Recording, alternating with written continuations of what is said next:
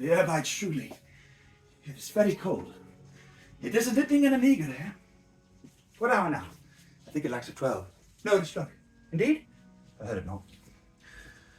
It then draws near the season wherein the spirit held us wont to walk. What does this mean, my lord? The king doth wake tonight, and takes his rouse, keeps wassail, and the swaggering upspring reels, and as he drains his draughts of Rhenish down, the kettle drum and trumpet thus bear out the triumph of his pledge. Is it a custom? Aye, merry is, but to my mind, though I am native here and to the manner born, it is a custom more honoured in the breach than the observers. This heavy-headed revel east and west makes us traduced and taxed of other nations. They club us drunkards, and with swinish phrase soil our edition, and indeed it takes from our achievements the performed at height. The very pith and marrow of our attribute.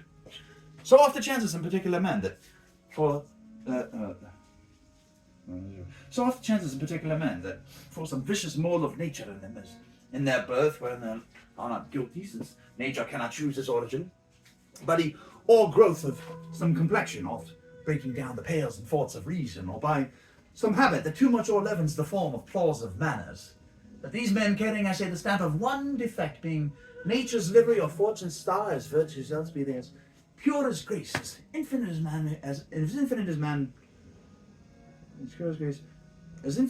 may undergo, shall in the general censure take corruption from that particular fault.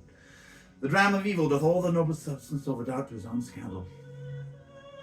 Look, my lord, it comes. Angels and ministers of grace defend us. Be thou a spirit of health or goblin damned, bring with the airs from heaven or blasts from hell. Be thy intents wicked or charitable, thou comest in such a questionable shape that I will speak to thee. I'll call thee Hamlet, King, Father, Royal Dano, answer me. Let me not burst in ignorance, but tell why thy canonized bones, hearse of death, have burst their settlements. Why the sepulchre, wherein we saw thee quietly interred, hath oped his ponderous and marble jaws to cast thee up again. What might this mean? What may this mean? That thou, dead corse, again in complete still revisitest us the glimpses of the moon, making night hideous, and we, fools of nature, so horridly to shake our disposition with thoughts beyond the reaches of our souls. Say, why is this? Wherefore? What should we do? It beckons you to go away with it, as if it's some impartment it desire to you alone. Look with what courteous action it wafts you to a more removed ground. But do not go with it. By no means. No, by no means. It will not speak. Then I will follow it. Do not, my lord. Why, what should be the fear? I do not set my life at a pin's fee. And for my soul, what can it do to that, being a thing immortal as itself? It waves me forth again. I'll follow it. What if it tempt you toward the flood, my lord?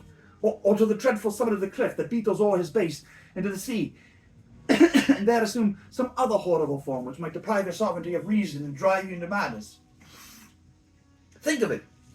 The very place puts toys of desperation without more motive into every brain that looks so many fathoms to the sea and hears it roar beneath. It wafts me still. Go on, or follow thee. You shall not go, my lord. Hold off your hands. Be ruled. You shall not go. My fate cries out, and makes each petty artery in this body as hardy as the Nemean lion's nerve. Still am I called. Unhand me, gentlemen. By heaven, I'll make a ghost of him that lets me. I say, away. He waxes. Go on. I'll follow thee. He waxes desperate with imagination. Let's follow. 'Tis not fit us to obey him. Have after. To what issue will this come? Something is rotten in the state of Denmark. Heaven will direct it. Nay, let's follow him.